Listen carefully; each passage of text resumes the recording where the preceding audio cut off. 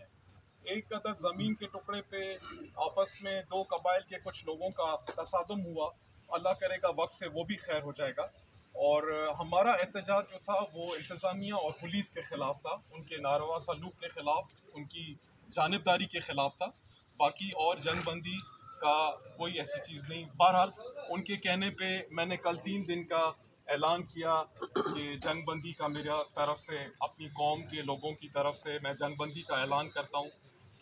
جو ہمارے بعد پھر وہ مسالتی کمیٹی گئی اپنا بنگلزئی صاحبان کے پاس.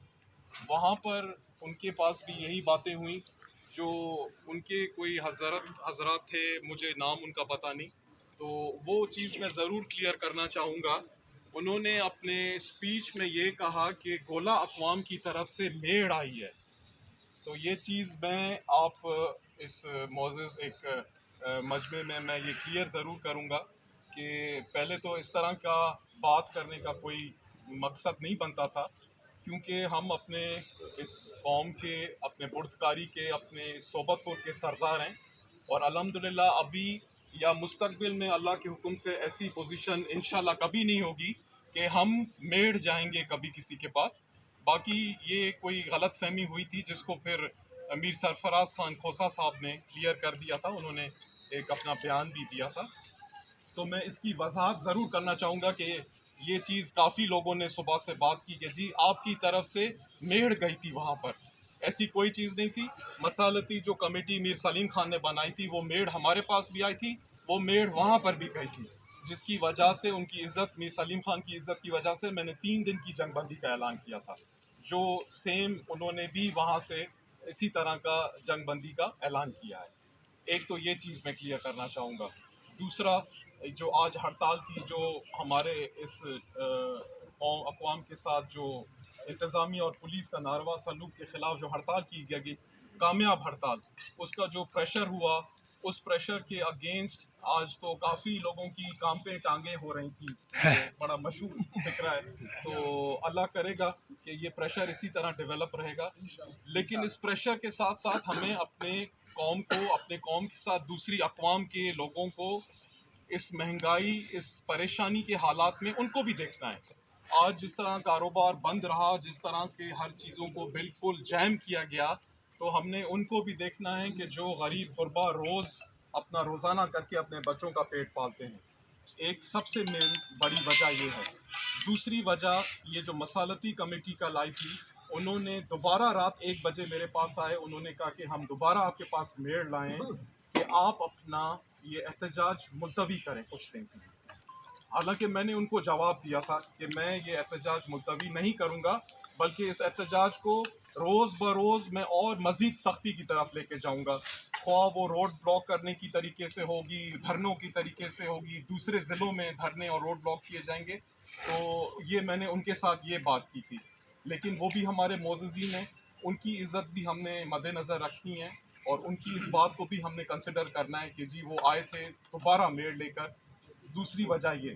تیسری وجہ یہ کہ آج میں ڈی آئی جی صاحب کے پاس گیا، اور ان کا تعلق ڈی آئی جی صاحب کا بلال صاحب ہے، ان کا تعلق پنجاب سے ہے.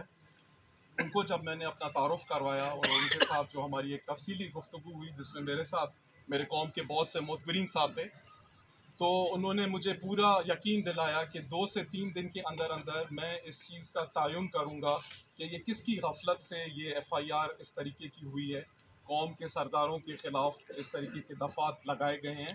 اور انہوں نے یہ یقین دہانی کروایا کہ یہ 2 سے 3 دن میں آپ کو اس کا رزلٹ دوں گا. وہ ہمارے مہمان بھی ہیں پنجاب سے. ہمارے وہ ایک معزز آفیسر ہیں جو یہاں پہ تعینات ہوئے ہیں، ڈی آئی جی نصیر آباد. ان کی یہ جو یقین دہانی تھی، اور اس کے بعد انہوں نے اسی وقت جو ایکشن شروع کیا، وہ میں اس وقت زیادہ بتانا مناسب نہیں سمجھوں گا، کیونکہ کچھ ایسی چیزیں ہوتی ہیں آفیشل. تو جو ایکشن انہوں نے اسی وقت لیے، اس چیز کو مد نظر رکھتے ہوئے یہ جو 3-4 میں نے آپ کو وجوہات بتائی ہیں، ان 3-4 وجوہات کو مد نظر رکھتے ہوئے ہم 2 دن اپنا احتجاج ملتوی کریں گے. 2 دن ہم یہ دیکھیں گے کہ ہمیں پولیس، ڈی آئی جی صاحب اور جو ان کے متعلقہ افسران ہیں وہ ہمیں کیا رزلٹ دیتے ہیں. دوسرا، جو مسالتی کمیٹی یہاں آئی، جس نے ہم سے 3 दिन का टाइम मांगा, मेड़ की शक्ल में आई, उसका हम देखेंगे कि 2 दिन में क्या रिज़ल्ट ठहरता है। तीसरा, हम अपने गुरबा गरीब हमारे जो बच्चे तकलीफ़ में हैं, जो रोज़गार कर रहे हैं, हम उनके पेट पे लात नहीं मार सकते, हम उनके लिए भी इस चीज़ को थोड़ा नरमी की तरफ ले जा रहे हैं। तो मैं 2 दिन अपना एहतजाज अपनी कौम के और अपने कौम के साथ तमाम अक़वाम के जो सोबतपुर में आबाद हैं, उनका एक तो शुक्रिया अदा करता हूँ और उनसे दरख्वास्त करता हूँ, क्योंकि मुझसे ज़्यादा उनका इस चीज़ पर ज़ोर है कि हम एहतजाज ख़त्म नहीं करेंगे। भगवान दास साहब ने कहा कि हम 1 महीने तक बाज़ार नहीं खोलेंगे। तो मैं इसी तरह जो सब्ज़ी फ़रोश के जो हैं उनके ओहदेदार, गोश्त फ़रोश उनके ओहदेदारान दूसरे, उन्होंने भी सब हमारे मैनेजर मुंशी मोहम्मद अली से रब्ता किया। उन्होंने कहा कि हुक्म करें कि कितने दिन तक, कितने हफ्तों तक हमने अपना कारोबार बंद रखना है। तो मैं उन सब का तहे दिल से मशकूर हूँ, लेकिन हम 2 दिन का टाइम दे रहे हैं, अपने एहतजाज को मुलतवी करेंगे। 2 दिन तक हमें याजी साहब का रिस्पॉन्स भी मिलेगा, मसालती कमेटी का भी रिस्पॉन्स मिलेगा, और इसके साथ साथ अपने गरीब भाइयों की दुआएं भी मिलेंगी, जिनका चूल्हा हमारी किसी अन्ना की वजह से बंद ना हो कहीं, उनकी दुआएं भी हमें मिलेंगी। तो इस सब चीज़ों को मद्देनज़र रखते हुए 2 दिन मैं एहतजाज मुलतवी करने का ऐलान कर रहा हूँ। लेकिन इसके साथ साथ मैं ये चीज़ भी वाज़े करता चलूँ, ये पैगाम मेरा पुलिस हुकाम की तरफ भी जाएगा, ये पैगाम मेरा मसालती कमेटी की तरफ भी जाएगा।